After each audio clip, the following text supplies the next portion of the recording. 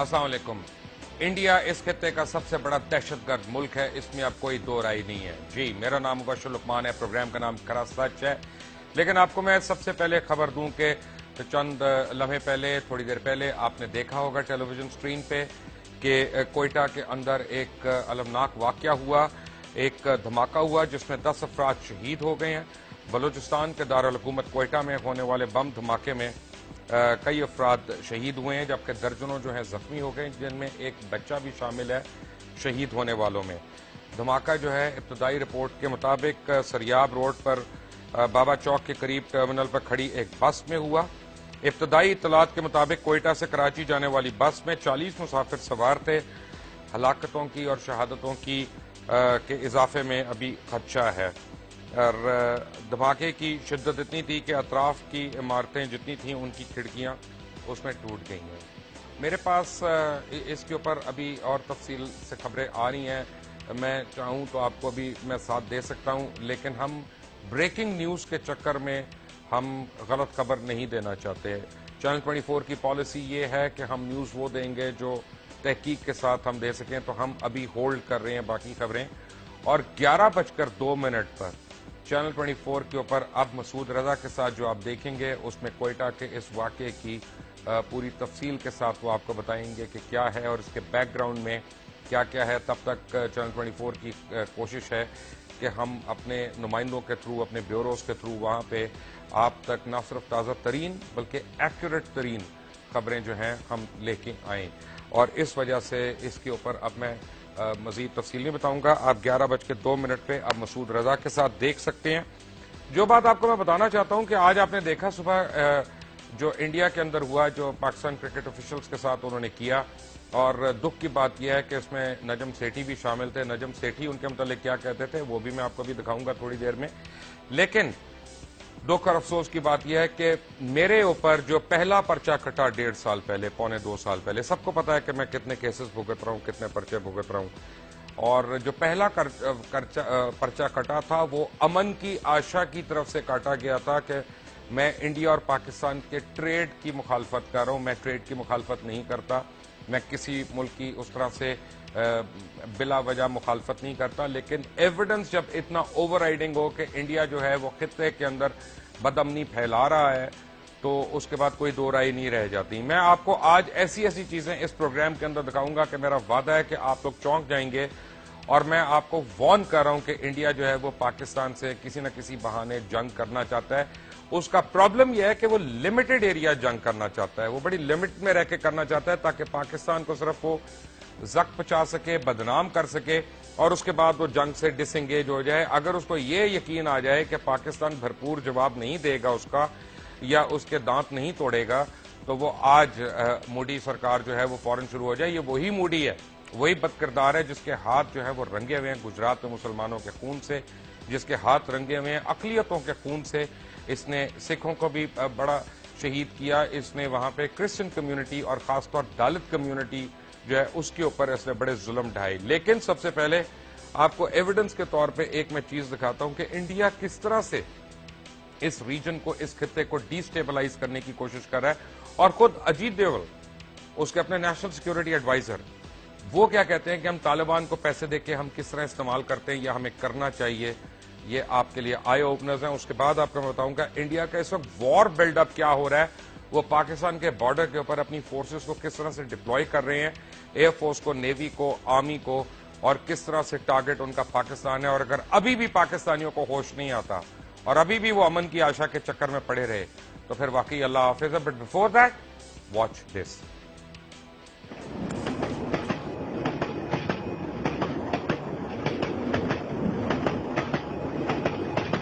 एक आलमी दहशतगर्द दोबारा सर उठा रहा है।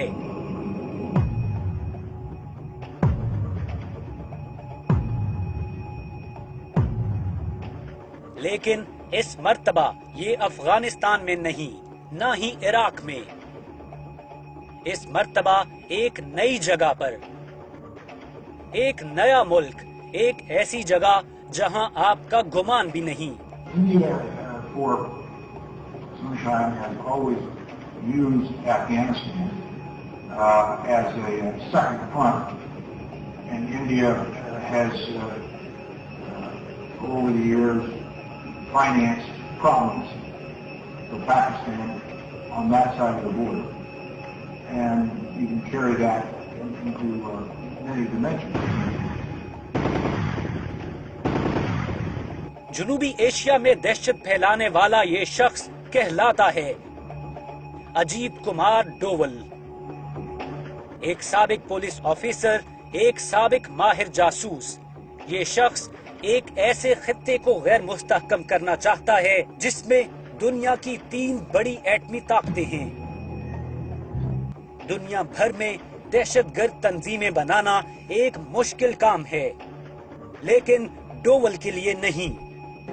یہ آدمی ٹی ٹی پی کے شرپسندوں کو دوبارہ متحرک کرنے کا پلان بنا رہا ہے، اور یہ سب داعش اور ٹی ٹی پی کے ملاپ کے ذریعے ہوگا۔ شام کے سفیر نے تصدیق کی ہے کہ ڈوول کے پاس داعش کے شرپسندوں کی مکمل معلومات ہیں جو اسے شام کے حکام نے مہیا کی تھیں۔ بھارتی میڈیا نے ڈوول کے شام اور عراق کے خفیہ دورے کی تصدیق کی ہے۔ کیا ڈوول اوباما انتظامیہ کو دھوکہ دے رہا ہے یا یہ سب امریکی حکومت کی مرضی سے کر رہا ہے؟ ڈوول نے داعش کے جنگجوؤں سے ملاقاتوں کے لیے دورہ کیا ہے، کبھی سی آئی اے کی حمایت سے اور کبھی بغیر سی آئی اے کے۔ مشرق وسطی کی ان ملاقاتوں کے بعد ڈوول نے ٹی ٹی پی اور داعش کی قندھار میں ملاقات کرائی ہے۔ کچھ عرصہ پہلے بھارتی کونسل خانے میں بھارتی پولیس کے مختلف محکموں کے افسر ہندوتوا نظریے کی بڑی سختی سے پابندی کرتے ہیں جب وہ جاسوسی میں شامل ہو جائیں، اور حکمران پارٹی بی جے پی کے دہشت گرد تنظیم آر ایس ایس سے گہرے تعلقات ہیں۔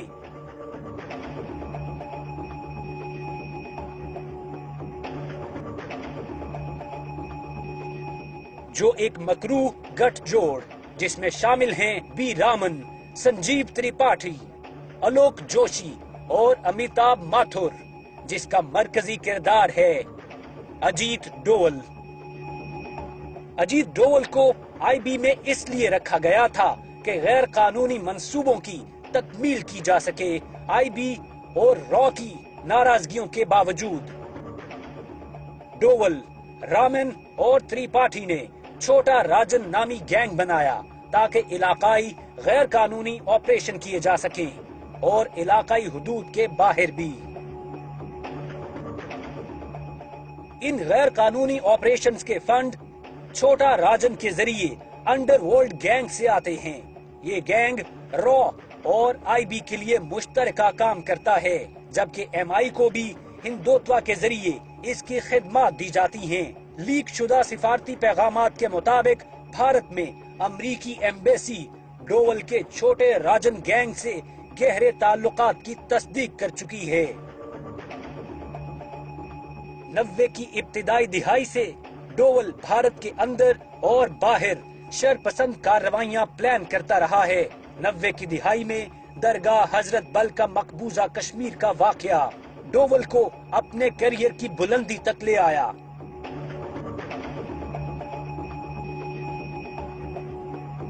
1995 میں ڈوول نے کشمیر میں غیر ملکی سیاحوں کے اغوا کا بھی پلان کیا تاکہ مسلح دہشت گردی کا آغاز کیا جا سکے۔ اس کے بعد سنجیو تریپاٹھی گروپ کی قریبی مشاورت کے ساتھ ڈوول نے گجرات کے مسلم کش فسادات کا اسکرپٹ لکھا۔ 1999 میں ڈوول نے رامن کے ساتھ مل کر بھارتی ایئر لائن 814 کی ہائی جیکنگ پلان کی۔ ڈوول کی مدد سے تریپاٹھی نے پاکستانی میڈیا میں گھسنے کا پلان بنایا اور امن کی آشا اور سینما جیسے منصوبے پیش کیے۔ ڈوول جاسوسی کے لیے انسانوں کے استعمال کو ترجیح دیتا ہے، جس کی وجہ علاقائی میڈیا میں اس کے کئی جاسوس ہیں۔ سابق آرمی چیف وی کے سنگھ کا غیر قانونی ٹیکنیکل سپورٹ ڈویژن صرف ڈوول اور تریپاٹھی کی حمایت سے ہی قائم ہو سکتا تھا۔ چین کے 2000 کے فسادات اور سنکیانگ میں مستقل شرپسندی ڈوول کے علاقے میں ہندوتوا پالیسیوں کا ہی نتیجہ ہیں۔ بھارت میں دنیا کے لیے سب سے بڑا درد سر پیدا ہو رہا ہے کیونکہ اجیت کمار ڈوول نامی یہ آدمی، جس کو اجیت ڈوول کہنا مناسب ہوگا، بھارت کا نیشنل سیکیورٹی ایڈوائزر بنا دیا گیا ہے۔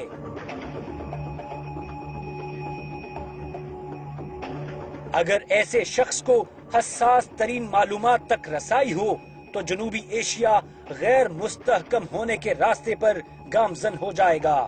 ڈوول کا سلیکٹر اور باس وزیر اعظم نریندر مودی ہے، جو کہ نہ صرف خطے کے لیے بلکہ پوری دنیا کے لیے خطرہ ہے۔ پاکستان اور بھارت کے درمیان ایٹمی اشتعال کی یہ وجہ، جس میں ایٹم بموں کے بٹن ہندوتوا کے دہشت گردوں کے ہاتھوں میں ہوں، اس مہذب دنیا کے لیے خطرہ ہے جو پہلے ہی راتوں کی نیند کھو چکی ہے، کیونکہ عالمی امن و امان کی صورتحال بگڑتی جا رہی ہے۔ Sir, I heard that you were in Pakistan for 5 years. 7 years. 7 years, wow. Yeah. I lived... Sir, any such incident of Dharma Sankat? Like you had to make some decision, either this or that. ہوا کہ وہاں پر ایک لاہور کے اندر میں ایک بڑی بھاری وہ ہے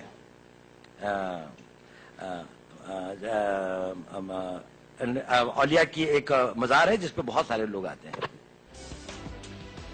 میں آپ کو دکھاتا ہوں ڈوول کی، میں پوری سٹیٹمنٹ بھی آپ کو دکھاؤں گا، اور جہاں پہ یہ کہہ رہا ہے کہ ہم طالبان کو پیسے دیں گے اور طالبان کو ہم نے کس طرح یوز کرنا ہے، ڈبل پیسے دیں گے اور ان کو یوز کریں گے، آفٹر آل وہ مرسنریز ہیں، واٹ ایور۔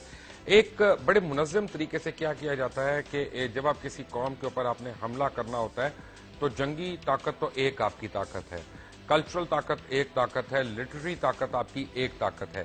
آپ اس قوم کا مائنڈ سیٹ جو ہے اس کو پہلے اپنی طرف سے نرم کرتے ہیں، پھر آپ اس کو اپنی طرف مائل کرتے ہیں، اور پھر آپ یہ بتاتے ہیں کہ نہیں، یہ ہمارے دشمن نہیں ہیں، اور وہ اوپر سے لے کے نیچے تک پھر وہ مائنڈ سیٹ آ رہا ہوتا ہے، جبکہ آپ بھرپور اس کے اندر جو ہے وہاں پہ آپ اس کے ہر مسئلے کی آپ کے پاس ہی جڑ ہوتی ہے۔ الجزیرہ ٹیلی ویژن جو ہے وہ ایک بڑا نامی گرامی نام ہے دنیا کا، وہ کوئی معمولی یا چھوٹا موٹا چینل نہیں ہے، اور بڑا ریپیوٹیبل چینل ہے، اور اپنی بریکنگ سٹوریز کے لیے بڑا مشہور ہے۔ الجزیرہ چینل انڈین آپریٹیوز کے بارے میں کیا کہتا ہے، پاکستان کے اندر جو آپریٹ کر رہے ہیں اور ان کے عزائم کے بارے میں آپ کو میں دکھاتا ہوں۔ Watch this. A large amount of captured weapons were displayed to the Al Jazeera team. The army says on the record it has killed 286 armed fighters in the battle for Mingora, produced too a man said to be a captured fighter. In the presence of his armed captors, he told our producer that he was from Afghanistan, had been paid 20,000 rupees a month to fight against the army, and was promised a bonus for every soldier or police officer killed. اصل میں اگر آپ دیکھتے ہیں تو پاکستان کا جو active border ہے اس وقت، جو لوگ فوج کو یا فوج کے یعنی پیشہ ورانہ ذمہ داریوں کو نہیں سمجھتے، ان کو پتہ نہیں، تقریباً آپ کا 3600 کلومیٹر کا بارڈر ہے جو ایکٹیو بارڈر ہے، یعنی کسی نہ کسی طرح وہ کسی نہ کسی پوزیشن میں ایکٹیو ہے۔ اگر آپ دنیا کا خطہ نقشہ اٹھا کے دیکھتے ہیں تو پاکستان کا جو بارڈر ہے، ایکٹیو بارڈر، وہ دنیا کا سب سے بڑا بارڈر ہے۔ اس سے زیادہ ذمہ دار جو ہے نا ذمہ داری کسی فوج کے اوپر، دنیا میں کسی ملک کی فوج کے اوپر نہیں ہے، نہ اس کی ایجنسیز کے اوپر ہے۔ اور جب آپ اس کے پر کلومیٹر کے حساب سے اگر آپ لیتے ہیں تو آپ کی جو مین پاور ہے وہ سب سے کم ہے، خاص طور پہ بھارت کے مقابلے میں، جس کے آج سے کچھ سال پہلے یعنی 15-20 سال پہلے آپ کا 3:1 کا ریشو تھا، پھر 5:1 کا ہوا، اور اب تقریباً 8:1 کا ریشو ہے۔ جتنی بھاری تعداد میں وہاں پہ اسلحے کی خریداری اور یعنی بھرتیاں ہو رہی ہیں آرمی میں، ایئر فورس میں اور نیوی میں، اور ایک بین الاقوامی تنظیم ایڈورٹائزنگ ایجنسی کو اپوائنٹ کیا گیا تاکہ وہ لیور کر سکے کہ کس طرح زیادہ سے زیادہ جو لوگ ہیں وہ فوج میں وہاں پہ داخل ہوں۔ آپ کو میں بتاؤں کہ کچھ لوگ اصل میں ہمارے یہاں نا، ہم تو صرف بات کر لیتے ہیں، ڈرائنگ روم میں بیٹھ کے باتیں کر لیتے ہیں، نہیں وہ یہ نہیں کر رہا تو وہ یہ نہیں کر رہا۔ खरा सच में तो हम जब बात करेंगे तो एविडेंस के साथ बात करेंगे इंशाल्लाह, और कोशिश करेंगे कि जो भी बात करें हम उसको बैकअप करें। अभी थोड़ी देर के अंदर मैं आपको दिखाता हूं कि इंडियन फोर्सेस डिप्लॉयड कैसे हैं और वो किस किस तरह से किस किस इलाके से पाकिस्तान के ऊपर वो आने की कोशिश कर सकती हैं। उनका कोल्ड स्टार्ट डॉक्ट्रिन जो है वो क्यों फेल हो गया और उसकी उनको क्या प्रॉब्लम है। जो नरेंद्र मोदी की जो फ्रस्ट्रेशन है, एक्चुअली जो इंडियन आर्मी की जो फ्रस्ट्रेशन है, वो फ्रस्ट्रेशन उनकी जो है कि वो साल से जो कोल्ड स्टार्ट डॉक्ट्रिन के ऊपर काम कर रहे थे वो अब बिल्कुल नाकाम हो चुकी है और पाकिस्तान ने उसका बड़ा क्लियर एक वॉर डेटरेंट जो है वो क्रिएट कर लिया। और जब भी आपके चीफ जो है जब वो आके स्टेटमेंट दे कि हम पूरी तरह तैयार हैं और हम बजा के रख देंगे अगर पाकिस्तान को मैली आंख से भी देखा, तो ये बड़ा एक क्लियर सिग्नल है कि उनके लिए कि हम क्या कर सकते हैं और क्या नहीं कर सकते। So you better watch out and you better remain in your shoes. तो वो उनको बहुत फ्रस्ट्रेट कर रही हैं अब चीजें। बट हैविंग सेड दैट, हम लोग क्या करते हैं, हम लोग यहां पे अपने अवाम को गुमराह कर देते हैं। बस हम ये कहते हैं कि नहीं, रॉ जो है वो तो बहुत अच्छी है, ISI बड़ी बुरी है। ये आपके ओपिनियन मेकर्स कहते हैं, यकीन नहीं आ रहा आपको? Watch this. इंडियन रॉ ने कभी भी कोई foreign adventure, armed foreign adventure नहीं किया। ओके। CIA करती है, MI5 भी करती है, मगर ISI करती है अफगानिस्तान में, इंडिया में जिहाद। रॉ जो है वो डायरेक्टली नहीं करती, रॉ इनडायरेक्टली करती रही है interventions. So ISI ended up very powerful external role in the reason and very powerful internal role domestically. जब हम मिलिट्री की इंटरवेंशन के खिलाफ इश्यू बनाते हैं, डायरेक्ट या इनडायरेक्ट इंटरवेंशन, तो फिर जाहिर है right in the line of fire is the ISI, because the ISI is the operative arm of the military. Right in the fire, in the line of fire is ISI। कितने मासूमियत से ये जुमला कह दिया। ये लोग जो हैं उनको इसका समझ नहीं आ रहा। But my question is today, my question is to every thinker of this country.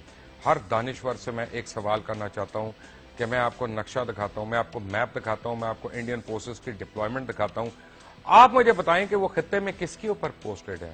वो चाइना से जंग लड़ने के लिए वहां पे पोस्ट की हुई है उन्होंने, वो उन्होंने नेपाल से लड़ने के लिए, बांग्लादेश से लड़ने के लिए, किससे उनको ज्यादा खतरा है, किसके ऊपर वो एडवेंचरिज्म करते हैं, किसके ऊपर वो फिल्में बनाते हैं, किसके ऊपर वो यूनाइटेड नेशंस की सिक्योरिटी काउंसिल में जाके बार बार शिकायतें कर रहे होते हैं, किसके सिटीजन्स को वो पूरी दुनिया में दहशतगर्द डिक्लेयर कराने की कोशिश कर रहे होते हैं।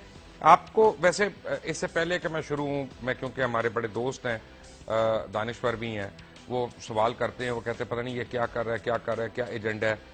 इंडियन आर्मी के वॉर क्राइम्स के ऊपर कभी नजर डाली है आप लोगों ने?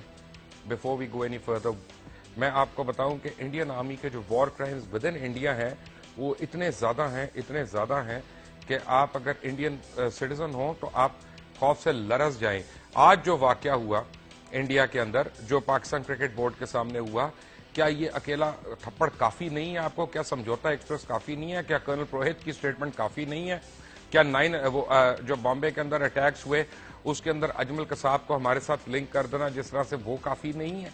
क्या ये सारे वाकयात झूठ हैं? क्या टाइम्स ऑफ इंडिया जब कहते हैं, टाइम्स ऑफ इंडिया कोट कर रहा हूं मैं, बाय द वे मेरे पास टाइम्स ऑफ इंडिया पड़ा हुआ है, और ये कहता है गवर्नमेंट बिहाइंड पार्लियामेंट अटैक 26/11, यानी उनका जो इन्वेस्टिगेटिंग ऑफिसर है इशरत, वो ये कह रहा है कि हमारी हुकूमत जो है वो अपनी ही पार्लियामेंट के हमले में मुलव्विस है, जिसके लिए पाकिस्तान की अफवाज, पाकिस्तान अफवाज की जैली तंजीमें, उन सबको जो है वो उसमें मुलव्विस किया गया और हमें भरपूर पूरी दुनिया में बैकफुट पे रखा गया। लेकिन आज सुबह से 2 या 3 दफा मैंने कॉल की पाकिस्तान के फॉरेन ऑफिस में, मुझे अभी तक जवाब नहीं मिला। ऑफिशियली मुझे फॉरेन ऑफिस ने नहीं बताया कि उनका रिस्पांस क्या है। मेरा ख्याल है वो सोच रहे हैं कि अब किस किस रंग की साड़ी हमने भेजनी है। साड़ी छोड़ दें, आप फ्रेंचाइज दे दें साड़ियों की, लेकिन पाकिस्तान की इंटेग्रिटी पे खुदा के लिए कॉम्प्रोमाइज मत करें और अपनी फेवरेट इंडियन आर्मी के जरा वॉर क्राइम्स पे एक नजर डाल लें। फिर आपको मैं बताता हूं कि वो करना क्या चाहते हैं। Watch this. the army and the police are using rape as a weapon against people in places like Chhattisgarh or Kashmir or Manipur and so on. Bengal کے بہت سے دیہات اور جنگل محل کے علاقے سے بہت سے لوگ صرف اس لیے بھاگ گئے ہیں کہ انہیں نہ صرف ماویسٹ بنا کر پیش کیا جا رہا ہے بلکہ ان پر تشدد اور انہیں گرفتار کیا جا رہا ہے. اس سونا مکھی کے علاقے کی 50 سالہ بوڑھی عورت نے بتایا کہ 30 جون کو مسلح افواج کے نوجوان نے زیادتی کا نشانہ بنایا.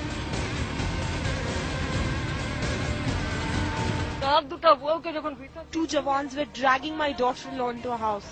I grabbed her and brought her here, and others followed. This is how they terrorize us. ساتھ والے گاؤں کی 70 سالہ سارا بالا ماہٹو بھی اسی طرح زخمی حالت میں آرمی والوں کے ہاتھوں میں رہی. آپ کو میں دکھاؤں ایک آپ کو ذرا میں خطے کا انڈین میپ آپ کو دکھاتا ہوں ایک لمحے کے لیے صرف, اور اس کے بعد میں آپ کو اس کی تفصیل بعد میں بتاؤں گا کہ ان کے ایئر بیسز, ان کی ملٹری بیسز وہ کس طرح کی ڈپلائمنٹ ہے, اور اب وہ ڈیو اور کور کے لیول سے نکل کے وہ کمانڈ لیول پہ جو نکل گئے ہیں, جیسے سینٹرل کمانڈ کیا ہے, فلاں کیا ہے, یہ آپ کو ابھی میں آ کے ایکسپلین کروں گا کہ یہ کمانڈ کا مطلب کیا ہوتا ہے, ان کے ایئر بیسز کہاں کہاں ہیں, اور ادھر ریلوے ٹریکس کیوں بن رہے ہیں, اور پیئر ڈیپوز وغیرہ اور ان کے فیول ڈیپوز وغیرہ وہاں پہ کس طرح سے اسکیٹر کر رہے ہیں. اگر پاکستان انڈیا سینٹرک نہ ہو تو کیا ہو, but all of that after break. Take a break.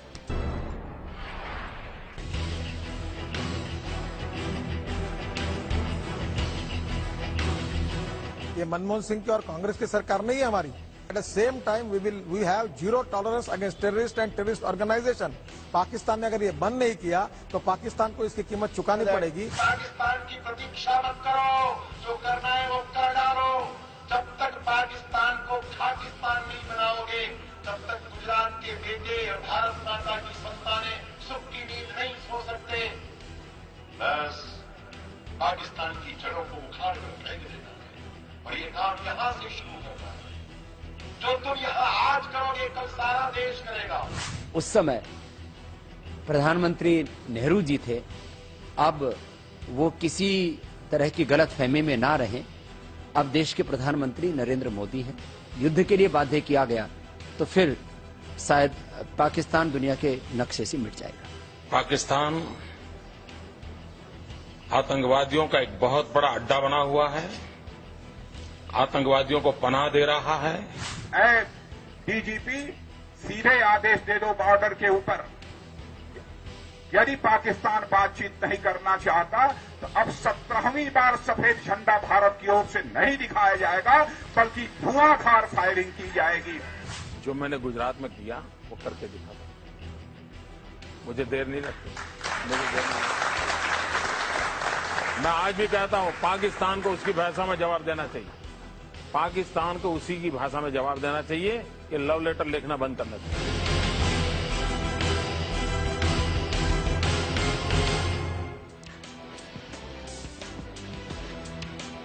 میں آج بھی کہتا ہوں نریندر مودی کو اسی کی زبان میں جواب دینا چاہیے.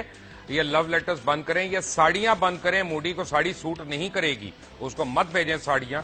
اب آپ کو دکھاتا ہوں کہ Indian army, Indian air force اور انڈین نیوی کی جو ریسنٹ ڈپلائمنٹ ہو رہی ہے پاکستان کے بارڈرز کے اوپر یا انڈیا کے اندر بھی, اور جو پاکستان کے بارڈرز کی طرف ہے, ذرا وہ دیکھیں. میپ میں آپ کی سکرینز پہ دکھاتا ہوں, پھر آپ کو سمجھ آنا شروع ہوگا. یہ آپ دیکھ رہے ہیں. حیران کن بات یہ ہے کہ اس فوج میں 7 کمانڈز ہیں, اور ان میں سے 5 کمانڈز جو ہیں وہ پاکستان کی طرف پوزیشنڈ ہیں. ان میں بھارتی فوج کی سب سے بڑی ناردرن کمانڈ ہے, جو ایک کمانڈ ہی نہیں بلکہ بذات خود کئی ملکوں کی فوج کے برابر ہے. بھارتی فوج تعداد کے لحاظ سے دنیا کی تیسری بڑی آرمی ہے. ایک اندازے کے مطابق 12 لاکھ حاضر سروس افسران اور جوانوں پر مشتمل ہے. بھارتی فوج کو 4 اسٹار جنرل کمانڈ کرتا ہے, جبکہ بھارتی صدر آئینی لحاظ سے فوج کا کمانڈر ان چیف ہے. بھارتی فوج کو 7 کمانڈز میں اور تقسیم کیا گیا ہے. ان میں 5 جو ہیں پاکستان کی سرحدوں کے اوپر واقع ہیں. جو سینٹرل کمانڈ ہے, آپ کو پہلے دکھایا تھا ابھی آپ کی اسکرین پہ, لکھنؤ میں اس کا ہیڈ کوارٹر ہے. اس کمانڈ کے ذریعے پاکستان کے خلاف جارحانہ کارروائی کرنا.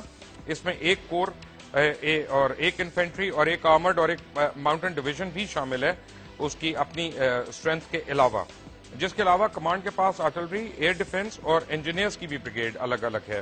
پھر ناردرن کمانڈ ہے, کشمیر میں تعینات ہے اور اس کا ہیڈ کوارٹر ادھم پور سے ہے. اس کمانڈ میں 14, 15 और 16 कोर्स जो हैं, यानी कोर के नाम होते हैं जैसे 1 कोर, 2 कोर, तो इसमें 14 कोर, 15 और 16 कोर्स इसमें शामिल हैं। और उसके कमांड के अंदर 12 इन्फेंट्री और माउंटेन डिविजन्स हैं। इसके अलावा तोपखाना और आर्मर्ड ब्रिगेड्स अलग हैं। और इस कमांड की जिम्मेदारी यानी मकबूजा कश्मीर से लेके श्रीनगर अनागरोटा में ये तैनात है और वहां से आजाद कश्मीर के अंदर आके यानी ये गदर मचाना चाहते हैं। जो वेस्टर्न कमांड है, अगर आप इस मैप पे देखें, जो इसकी वेस्टर्न कमांड है उसका हेडक्वार्टर चंदी मंदिर में है और इसकी जिम्मेदारियां भारतीय पंजाब है और ये पाकिस्तानी पंजाब के बिल्कुल करीब उसके ऊपर विराजमान है।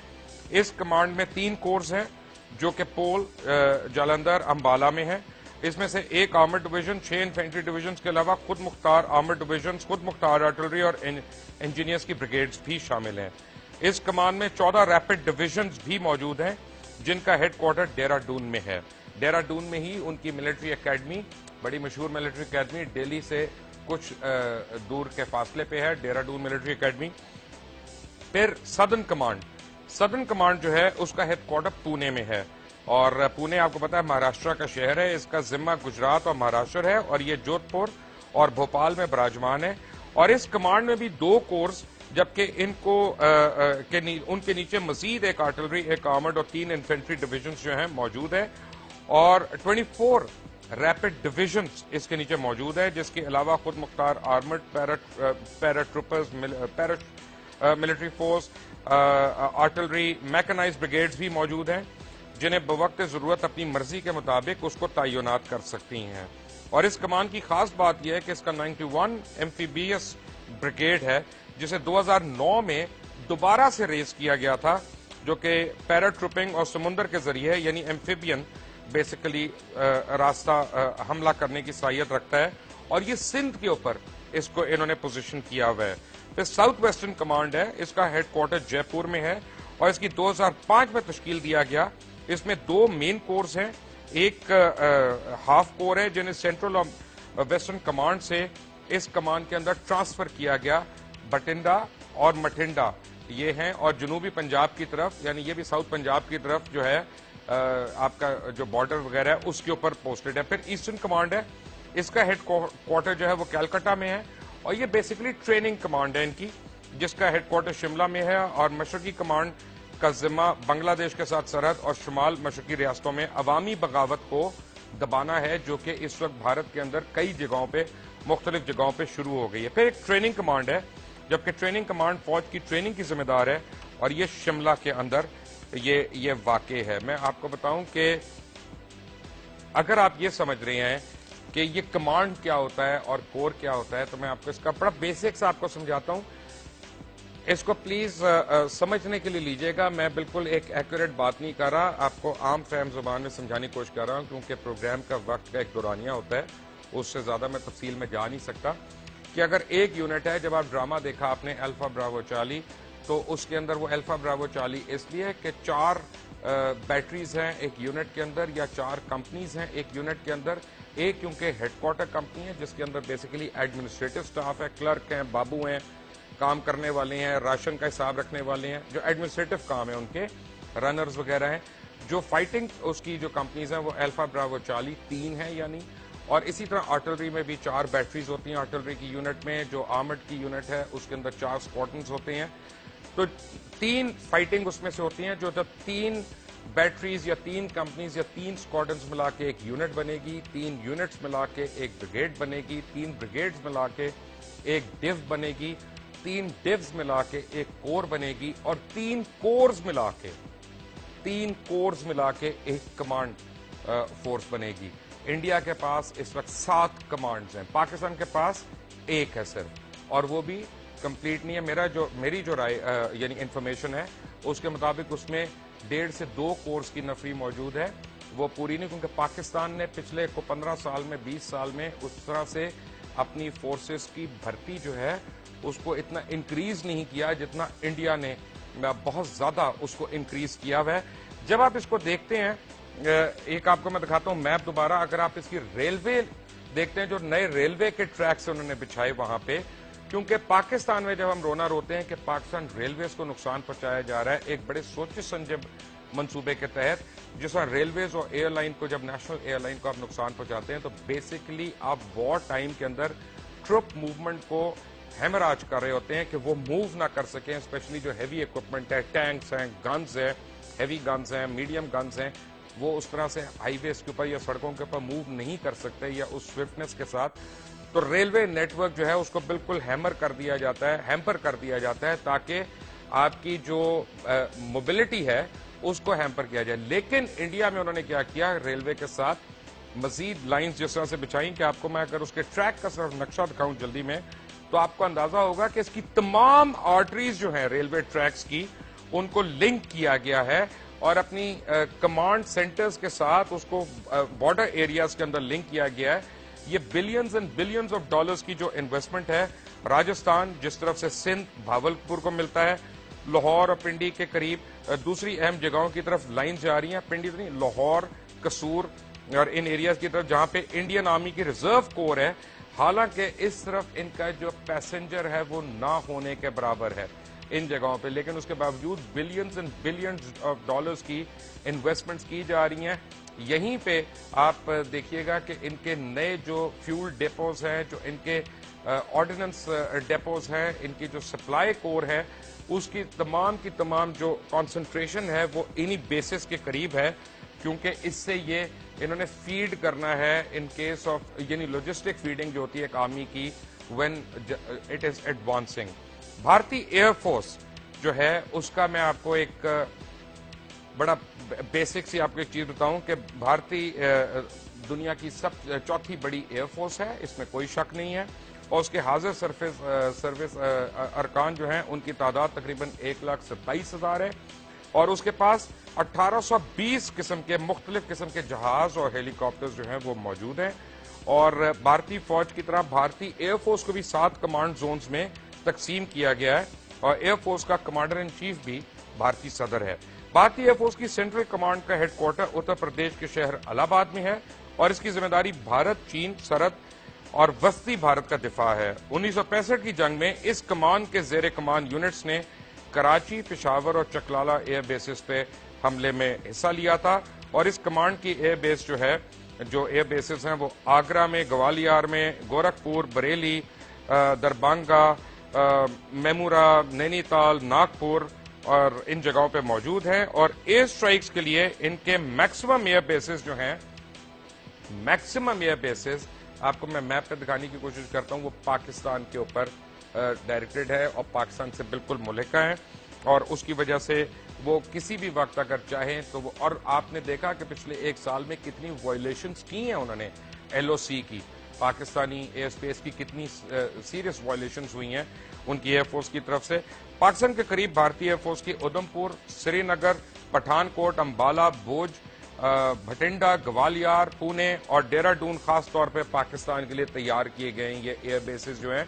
इनमें डिफरेंट टाइप्स के एयरक्राफ्ट्स हैं जिनमें मिराज 2000 से लेके इनके मिकोयान और मेग्स और इनके जो MI-8 हैं और ये इनके हेलीकॉप्टर्स वगैरह ये सारे उसमें शामिल हैं। इसमें हैरियर्स भी हैं इनके पास नेट्स भी हैं, इजरायली एयरक्राफ्ट जो है। और इसके जो वेस्टर्न कमांड है उसका हेडक्वार्टर जो है वो न्यू दिल्ली में है और ये कमान भारतीय एयरफोर्स की सबसे बड़ी कमान है जिसका जिम्मा पाकिस्तान की सरहद है। इसके जेर कंट्रोल 16 एयर बेसिस हैं और 15 स्क्वाड्रन है जो कि कश्मीर से लेकर पंजाब तक फैली हुई है। बड़ी एयर बेसिस में अंबाला, उधमपुर, चंडीगढ़, बलवाड़ा और लेह शामिल है और इसमें जैगवर्स भी रखे हुए हैं, MiG-21 भी हैं, एनाटोनोव भी हैं, C-130s भी हैं, MiG-29s हैं और ये सारे जहाज इनके जेर इस्तेमाल हैं। और जनूब मगरबी कमान, इस कमांड का हेडक्वार्टर जोधपुर में और इसकी जिम्मेदारी भी पाकिस्तान का बॉर्डर है। इस कमान में 14 एयर बेसिस शामिल हैं जो MiG-29, Su-30s, एनाटोनोव और 21s, MiG-27 जैसे जहाजों पर ये मुश्तमिल है जो बेसिकली रशियन जहाज हैं। मोस्टली बड़ी बेसिस में इनकी जामनगर, जोधपुर और पुणे और इतराई शामिल हैं। और जो सदर्न कमांड है, जनूबी कमांड जो है, इसका हेडक्वार्टर जो है ट्रिवेंड्रम है यानी केरला में है और ये समुद्री हदूद की हिफाजत करता है और भारतीय नेवी की मेन सपोर्ट है और इसमें डिफरेंट नौयत के जहाज हैं। इन कमांड्स के علاوہ مشرقی ٹریننگ اور مینٹیننس کمانڈ کی ذمہ دار مشرقی سرحدوں ٹریننگ اور جہازوں کی دیکھ بھال بھی اس کے ذمے ہے. اب بھارتی نیوی کا میں آپ کو بتاؤں کہ بھارتی نیوی جو ہے پچھلے کچھ سال میں بڑی زیادہ انویسٹمنٹ اپنے اندر کر رہی ہے, بیکاز جو اپیرنٹلی لگتا ہے کہ دو چیزوں پہ بھارت کانسنٹریٹ کر رہا تھا, ایک کولڈ سٹارٹ ڈاکٹرین پہ جو اب فیل ہو کے رہ گئی ہے, اور ایک نیول وارفیئر پہ جس کی وجہ سے وہ ایئر کرافٹ کیریئرز اور ہوور کرافٹس اور ان چیزوں پہ کر رہے تھے, کیونکہ وہ رن آف ٹچ کے تھرو وہ that is the area that they wanted they thought کہ ولنریبل ہے اور اس کو اٹیک کیا جا سکتا ہے. اب نیوی جو ہے وہ 7ویں بڑی بحری طاقت ہے دنیا کی جو بھارتی نیوی ہے, اور اس میں تقریباً 60,000 اس میں 60,000 کے قریب اس میں لوگ ہیں, جس میں سیلرز بھی ہیں اور آفیسرز بھی ہیں, اور ان کے پاس 2 ایئر کرافٹ کیریئر ہیں جو اس خطے کو سب سے طاقتور بحری طاقت اس کو پروجیکٹ کرتے ہیں. اور بھارتی بحریہ کو 3 کمانڈز میں تقسیم کیا گیا ہے. جنوبی کمانڈ جو ہے اس کا کمانڈ ہیڈ کور کوچی ہے جو ٹریننگ کے لیے ہے, اور اس کے لیے اس کے انڈر نیول شپ یارڈ اور ریپیئر یارڈ اور نیول ایئر اسٹیشن اور ٹریننگ سکولز ہیں. اور جو ایسٹرن کمانڈ ہے اس کا ہیڈ کوارٹر جو ہے وہ کیرلا میں ہے, اور اس کمانڈ کا علاقہ آندھرا پردیش سے شروع ہوتا ہے اور آگے جزیروں تک پھیلا ہوا ہے. اس کمانڈ کے اندر 2 مرین اسکواڈرنز اور 30 جنگی بحری جہاز ہیں. اس کے علاوہ فریگیٹس ہیں اور ایمفیبین جہاز موجود ہیں. اور پھر جو ویسٹرن کمانڈ ہے اس کا ہیڈ کوارٹر مہاراشٹرا میں ہے. اس کی ذمہ داری میں پاکستان اور بحرہ عرب ہے, اور اسے بھارتی نو سینا کی تلوار کہا جاتا ہے. اس کمان میں بھارتی نیوی کے دونوں طیارہ بردار بحری جہاز ہیں, ایک ویرات ہے اور دوسرا وکرمادتیہ ہے. اور اس کے علاوہ ڈیلی جو ہے وہ اس میں وہاں فریگیٹس بھی ہیں, لوئر فریگیٹس بھی ہیں, مگ 29 فائٹرز ہیں, اور ہیلی کاپٹرز وغیرہ ہیں جو airborne early airborne facility ہے جن کی. اور یہ سارا کچھ جو ہے یہ کراچی کے اوپر اور پاکستان کے اوپر بیسڈ ہے. میرا سوال بڑا سمپل ہے کہ جہاں بھارت میں اتنے لاکھوں لوگ پھاکے مر رہے ہیں, بھوک سے مر رہے ہیں, جہاں پہ اتنی غربت ہے, جہاں پہ برا حال ہے لوگوں کا, وہ نہیں ہے جو آپ ٹی وی ڈرامے میں دیکھتے ہیں, وہ نہیں ہے جو آپ کبھی فلموں میں دیکھتے ہیں, لیکن ایکچولی قسم پرسی کا عالم ہے. اور وہ اپنے لوگوں کے منہ سے نوالے کھینچ کے اپنی فوج کے اوپر لگا رہا ہے, اور بار بار لگا رہا ہے, اور چپ کر کے لگا رہا ہے, کیونکہ اس کے عزائم ہیں. کیا اس نے شب رات پہ یہ سب کچھ چلانے کے لیے رکھا ہے؟ Why has Indian cold start doctrine failed? اس کی کیا وجہ ہے؟ ایک بریک کے بعد آپ کو بتاؤں گا. ٹیک اے بریک.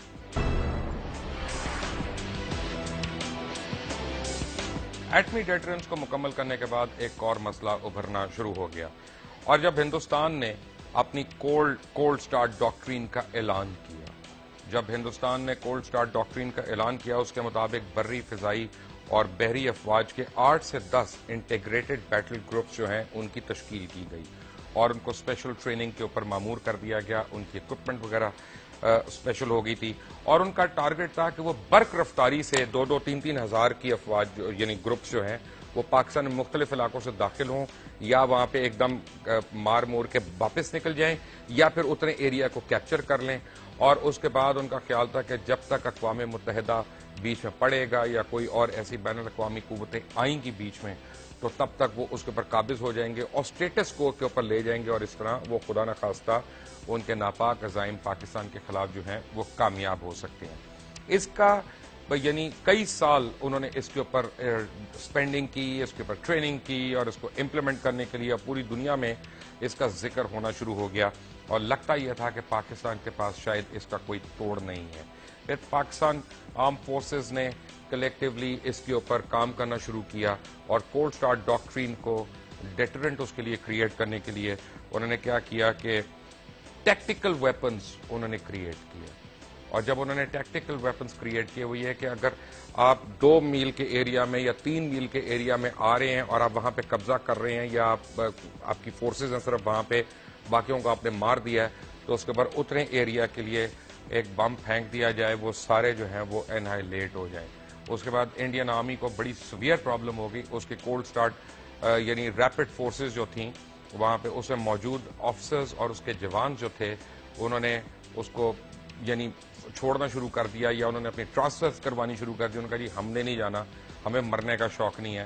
کیونکہ یہ پاکستان نے جو چیز کریٹ کی ہے اس کے بعد یہ صرف ہماری موت ہو سکتی ہے، کیونکہ وہ چھوٹے میزائل سے جو چھوٹے ایریا تک جائیں گے اور 2 سے 3 کلومیٹر کے اندر وہ ڈیوسٹیشن جو ہے وہ کریٹ کر دیں گے، اور وہاں پہ جو بھی اٹیکنگ فورسز ہوں گی یا ایڈوانسنگ فورسز ہوں گی وہ پھر سروائیو نہیں کر سکتے۔ اچھا، یہ میں نہیں کہہ رہا، بائی دی وے، یہ میں نہیں کہہ رہا، یہ انڈین ٹیلی ویژن رپورٹ کر رہا ہے، اور انڈین ٹیلی ویژن تو یہاں تک رپورٹ کر رہا ہے کہ میزائل پاکستان بھی بنا رہا ہے، میزائل انڈیا بھی بنا رہا ہے، لیکن انڈیا کے میزائل پھوکے بن رہے ہیں جبکہ پاکستان کے بہت افیکٹو ہے، اور یہ وہ ڈیٹرنٹ ہے جس کی وجہ سے انڈیا بہت فرسٹریٹ ہو گیا اور ان کی آرمی جو ہے وہ فرسٹریٹ ہو کے رہے گی۔ کس طرح سے؟ انڈین ٹیلی ویژن کے ایک کلپ آپ کو دکھاتا ہوں، واچ دس۔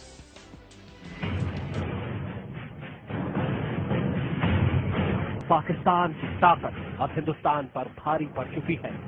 جی ہاں، اپنی فوج کو میزائلوں سے لیش کرنے کے معاملے میں پاکستان سے کافی پیچھے ہے ہندوستان۔ گنتنتر دیوس کی پریڈ اور سرکاری وگیاپنوں میں جن میزائلوں کو دیکھ کر ہندوستان کی چھاتی چوڑی ہو جاتی ہے، ان میں سے زیادہ تر میزائلیں ابھی ہندوستانی فوج کے کسی کام کی نہیں ہیں۔ اگنی، آکاش اور ترشول جیسی میزائلوں کے بارے میں ہندوستان کی فوج اب تک یہی پتہ نہیں لگا پائی ہے کہ یہ میزائلیں کتنا سٹیک نشانہ لگا سکتی ہیں۔ یہ جان کر تو اور بھی حیرانی ہوتی ہے کہ ہماری فوج کا سب سے کارگر ہتھیار یہ میزائلیں ابھی تک ٹیسٹ میں پوری طرح پاس نہیں ہو پائی ہیں۔ پھر بھی سرکار اور سینا کا دعویٰ یہی ہے کہ ہم دشمن پر وار اور پلٹوار کرنے کے لیے پوری طرح تیار ہیں۔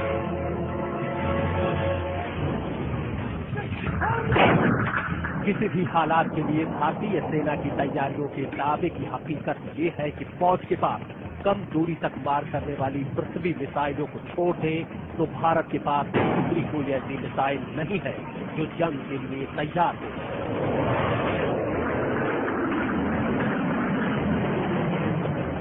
وہیں پاکستان نے اپنی فوج کو کم دوری سے لے کر مدھیم دوری تک مار کرنے والی میزائلوں سے پوری طرح لیس کر دیا۔ پاکستان کی میزائلیں جنگ کے لیے پوری طرح تیار ہیں۔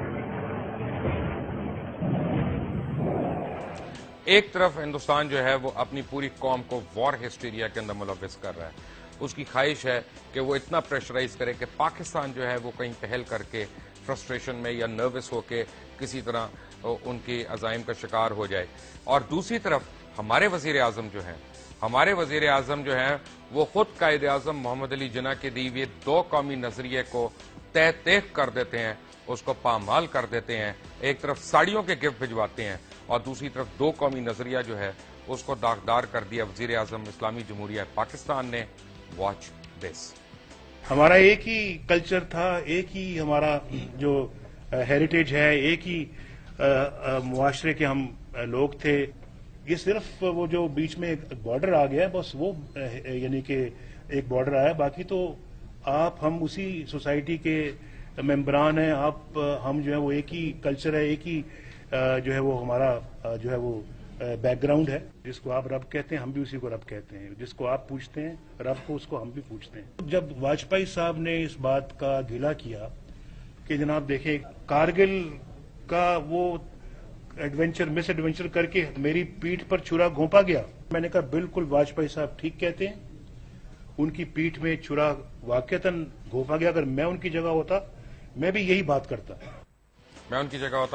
بات کرتا، پاکستان کے وزیر اعظم تو آپ نے کہہ دیا، لیکن آپ مسلم لیگ کے سربراہ بھی ہیں۔ قائد اعظم کو اگر یہ پتا ہوتا کہ مسلم لیگ آنے والے دنوں میں اس کی سربراہی کن لوگوں کے ہاتھ میں ہوگی جو 2 قومی نظریے کو چیلنج کریں گے، تو شاید وہ پہلے ہی ان کو ہارٹ اٹیک ہو جاتا۔ Fact of the matter is کہ انڈیا ہمارا دوست نہیں ہے۔ Fact of the matter is کہ انڈیا ہمارے اندر دہشت گردی کے واقعات میں ملوث ہے۔ Fact of the matter is کہ انڈیا ہمارے ٹریڈ، ہماری اکانومی اور ہمارے کلچر کو اس نے تہ تیغ کیا ہوا ہے۔ Fact of the matter is کہ دوستی اس سے ہوتی ہے جو برابری کی بنیاد پہ ہو، دوستی اس کے ساتھ ہوتی ہے جو آپ کے حقوق تلف نہ کرے بلکہ ان کو آپ کے ساتھ شیئر کرے، چاہے وہ پانی ہو چاہے وہ کوئی اور چیز ہو۔ Fact of the matter is کہ انڈین آرمی جو ہے اس نے غیر قانونی قبضہ کیا ہوا ہے کشمیر کے ایک بہت بڑے حصے کے اوپر۔ Fact of the matter is کہ مسلمانوں کے اوپر ہونے والے مظالم جو ہیں وہ ان کے خون سے ان کے ہاتھ رنگے ہوئے ہیں۔ Fact of the matter is کہ موڈی جو ہے دنیا کا سب سے بڑا دہشت گرد ہے اور اپنی ناکامیاں چھپانے کے لیے وہ پاکستان کے اوپر انگلیاں اٹھاتا رہتا ہے and fact of the matter is کہ آپ کو اور مجھے 20 کروڑ عوام کو اٹھ کے کھڑے ہونے اور کہنا ہے کہ موڈی انف از انف، اور یہی ہے کھڑا سچ۔